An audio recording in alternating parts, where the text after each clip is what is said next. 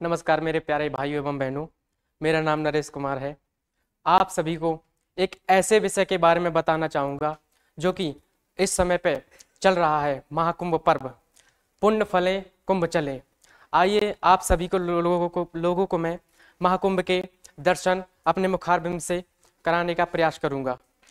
कुंभ कुंभ का अर्थ बताया अभी लोगों ने, घड़ा। कुंभ का अर्थ है घड़े से।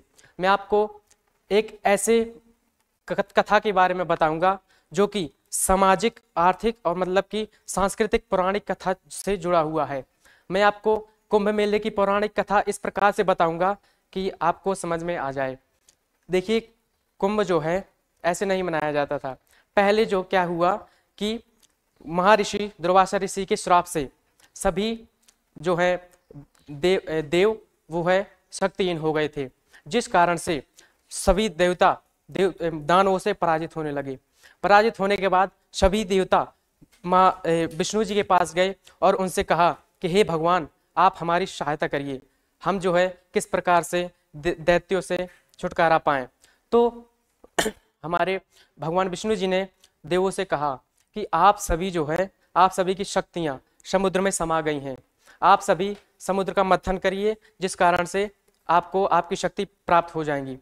तो फिर उन्होंने कहा हम इसके लिए क्या करें। विष्णु जी से कहा देवताओं ने कि हम इसके लिए क्या करें।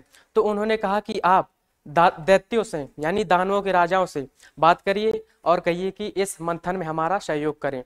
तो जो है महाराज इंद्र जी जाते हैं और दैत्यों के राजा से बात करते हैं। फिर उन्होंने समुद्र मंथन किया। इसमें मंद्रांचल पर्वत की जो मथनी बनाई गई थी और नाग की जो है वो रस्सी बनाई गई थी, जिसमें देवताओं और असुरों ने मंथन किया, जिसमें 14 रत्न जो है निकले थे, जिसमें मैं आपको कुछ का नाम बताना चाहूंगा। जैसे कि पहला था हलाहल विष, जो कि शिव शंकर जी ने अपने मुखारबिंद में से अपने शरीर में धारण किया था। और दूसरा था अश्व घोड़ा, और तीसरा था तुम्हारा ऐरावत हाथी, जिसमें से ये सभी एक बहुत ही अच्छे दर्शन के प्रतीक माने जाते हैं। इसके बाद क्या हुआ कि जो है लास्ट में निकला अमृत कलश, जिसको लेकर के इंद्र के पुत्र जयंत जी जो है भागने लगे और असुरों और दैत्यों के बीच 12 दिनों तक युद्ध चला, जो कि देवताओं के 12 दिन और पृथ्वी के 12 वर्ष में 12 वर्ष माने जाते हैं। इसलिए महाकुंभ का आयोजन 12 वर्षों के अंतराल में किया जाता है। जब असुरों और देवों के बीच में झीना झपटी हो रही थी अमृत कलश को लेकर, तो अमृत की कुछ बूंदें जो है हमारे इस पृथ्वी धरातल पर गिरी, जिसमें से हमारे देश के चार स्थानों में गिरी। उनमें से हमारा प्रयागराज, उज्जैन, नासिक और एक तीर्थ है हरिद्वार, वहां पर जो है ये बूंदें गिरी। यहाँ पर महाकुंभ का आयोजन किया जाता है। इसमें बताया कुंभ, अर्धकुंभ, पूर्ण कुंभ, महाकुंभ। देखिए, कुंभ मनाया जाता है 4 वर्ष में एक बार, और अर्धकुंभ मनाया जाता है 6 वर्ष में एक बार, 6 वर्ष में मनाया जाता है। और पूर्ण कुंभ मनाया जाता है 9 वर्ष में एक बार, और महाकुंभ मनाया जाता है 12 वर्ष में एक बार। ये जो प्रयागराज का महाकुंभ है, ये 144 साल बाद मनाया जा रहा है, जो कि प्रयागराज में भव्य तरीके से आयोजित किया जा रहा है। इसकी पौराणिक कथा एक और भी है कि आदि गुरु शंकराचार्य जी ने इस महाकुंभ को आयोजन करने का प्रयास किया था। उन्हीं के प्रयासों से ये महाकुंभ का आयोजन होता है। उन्होंने 4 मठों की स्थापना की थी, जिसमें हरिद्वार में किया था एक मठ पुरी में किया था, और आदि स्थानों पर भी इन्होंने मठों की स्थापना की थी। और जो है यहाँ पर 13 अखाड़ों का आगमन हुआ है।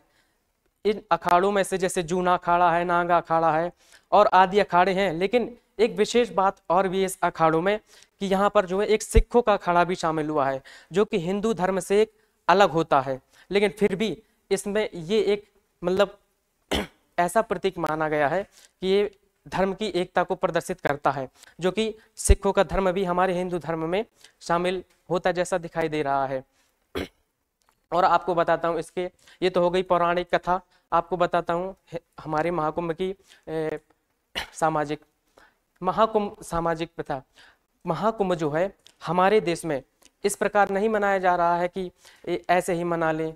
ये एक बहुत ही भव्य आयोजन किया गया है। इसमें जो है समाज का हर एक वर्ग सम्मिलित हुआ है। इसमें अस्पृश्यता को ना मानते हुए सभी लोग एक स्थान पर इकट्ठे हुए और यहाँ पर विभिन्न प्रकार के अपने अपने संस्कृति, अपने राज्यों से विभिन्न प्रकार की संस्कृति को लेकर वहां पर पहुंचे और अपनी संस्कृति का प्रदर्शन किया और वहां पर बताया कि हम भारत के लोग एकजुट हैं और सभी लोग एक बड़े ही समाज का निर्माण है हिस्सा हैं।